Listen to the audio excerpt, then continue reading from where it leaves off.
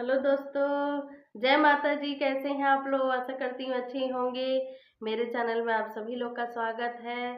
और मैं आज लेके आई हूँ माता जी के गीत। आप लोग सुनिए और कमेंट द्वारा बताइए मेरा गीत आप लोग को कैसा लगा। अगर अच्छा लगे तो अपना आशीर्वाद प्यार दुलार दीजिए, सपोर्ट करिए मेरा। अंगना बहार दहो दिया ना, जराई द मायरिया ना, मोरी मायरिया ना। अंगना बहार दहो दिया ना, जराई द मायरिया ना, मोरी मायरिया ना। ओढ़ के लाल की चुनरिया मोरी मायरिया ना, ओढ़ी लल की चुनरिया मोर मायरिया ना। कोहरा के घरवा से कलसा मंगईबो, कलसा मंगईबो मैया कलसा मंगईबो। कोहरा के घरवा से कलसा मंगईबो, कलसा मंगईबो मैया कलसा मंगईबो। गैया के घिउआ से दिया ना जरइबे, दिया ना जरइबे मैया दिया ना जरइबे। गैया के घिउआ से दिया ना जरइबे, दिया ना जरइबे मैया दिया ना जरइबे। घरवा सजाई द हो फूलवा बिछाई द हो मायरिया ना, मोर मायरिया ना। घरवा सजाई द हो फूलवा बिछाई द मायरिया ना, मोर मायरिया ना। ओढ़ी के लाल की चुनरिया मोर मायरिया ना, ओढ़ी लाल की चुनरिया मोर मायरिया ना। निबिया के डरिया पे झूलुआ लगाई द, झूलुआ लगाई द हो झूलुआ लगाई द।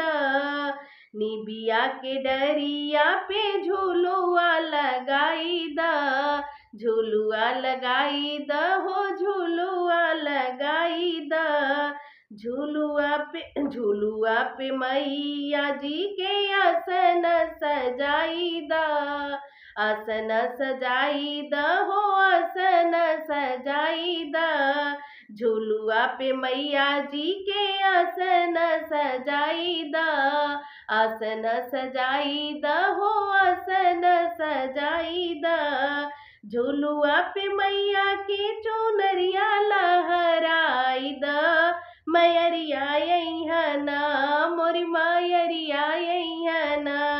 झूलुआ पे मैया के चुनरिया लहराई द, मोरी मायरिया ना, मोरी मायरिया ना।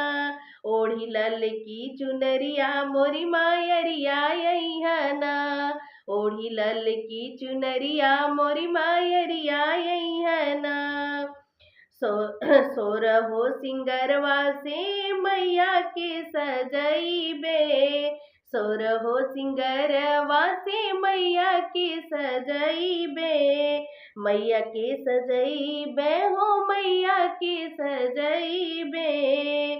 आज के बोलैबे हम पचरा गवैबे, पचरा गवैबे मैया पचरा गवैबे। आज बोलैबे हम पचरा गवैबे, पचरा गवैबे मैया पचरा गवैबे।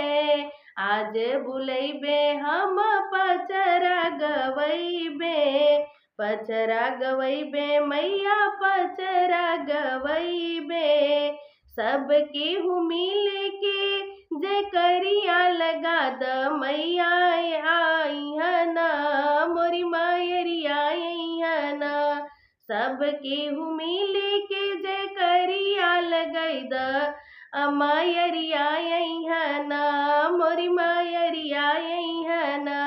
ओढ़ के लाल की चुनरिया मोरी मायरिया ना, ओढ़ के लाल की चुनरिया मोर मायरिया अइहना। सब केहू मिली के जय करिया लगा द मोर मायरिया अइहना। मोर मायरिया अइहना। ओढ़ के लाल की चुनरिया मोर मायरिया अइहना।